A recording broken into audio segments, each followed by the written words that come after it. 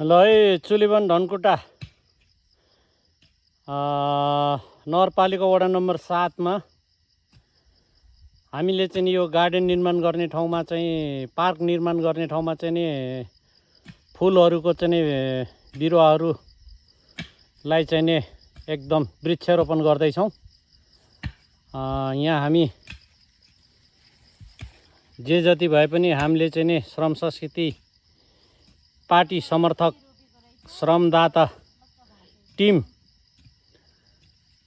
आएर चाहिँ हामीले चाहिँ बिरुवाहरूलाई चाहिँ रोपेर एकदम हराभरा बनाउने एकदम राम्रो बनाउने भनेर हामीले यहाँ बिरुवाहरू रोपिरहेछौँ। अब यो पार्क निर्माण अब चाँडै नै सुचारू हुँदैछ।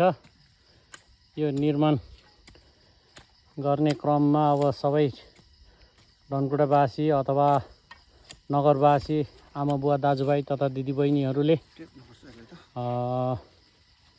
सहर सहयोगहरू गरिदिनु होला अनि श्रमदानमा पनि जुटिदिनु होला भन्ने आह्वान गर्दछौँ।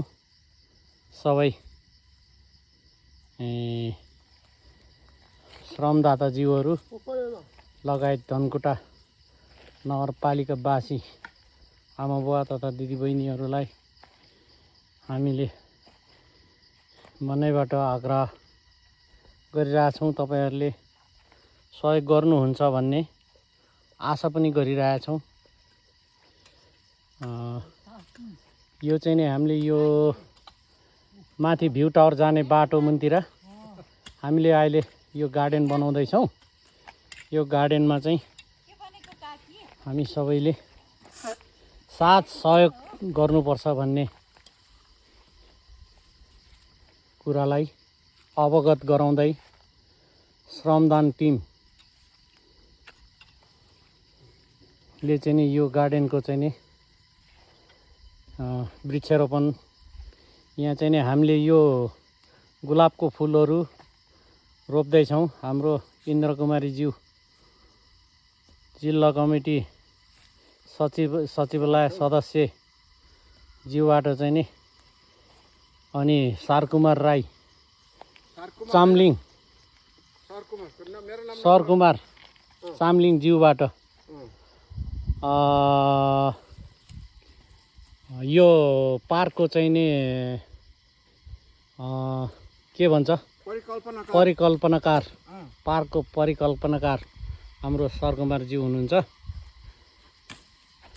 अनि हामीले चाहिँ नि यसो अब गर्नै पर्छ, आफ्नो ठाउँ गाउँलाई हराभरा बनाउनै पर्छ, पर्यटन भित्राउनु पर्छ, एकदम मनमोहक बनाएर यो पारीको चाहिँ नि दृश्यहरू हेर्नुहोस्। यो धनकुटाबाट देखिने बेलारादेखि लिएर तमोर नदीको अवलोकनहरू गराउनको लागि हेर्नुहोस् ल भ्यू पोइन्ट। अब यहाँदेखि मासतिर चुलीबाट चाहिँ नि प्याराग्लाइडिङ गर्ने ठाउँहरू पनि छ। यहाँ प्याराग्लाइडिङ गर्ने एकैचोटि माथि भ्यू टावरबाट चाहिँ नि ट्याक्कै याक्छना पुग्ने गरी चाहिँ प्याराग्लाइडिङ पनि गर्ने सुरुवात गर्ने भनेर चाहिँ नि भनिरहेछन्। अब तपाईँहरूले पनि साथ सहयोग ज्ञान बुद्धि सबै दिनु होला भन्दै यो भिडियोहरू बनाउन गइरहेछौँ। ल यहाँ चाहिँ नि यस्तो छ। अहिले चाहिँ नि सुरुवाती चरण है हाम्रो। यो सुरुवाती चरणमा तपाईँहरूको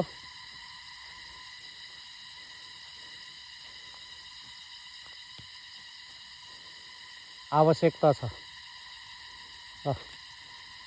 धन्यवाद छ है हजुर, धन्यवाद। म शुक्र राई धनकुटा वडा नम्बर 7 डाँडागाउँ निवासी श्रम संस्कृति पार्टी जिल्ला कमिटी सदस्य।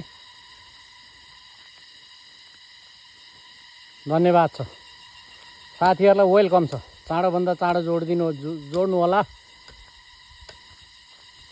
जोडिनु होला भन्ने आह्वानको साथ हामी यो भिडियो अब यति नै बनायौँ। अब फेरिको भिडियोमा भेटौँला है साथी हो ल।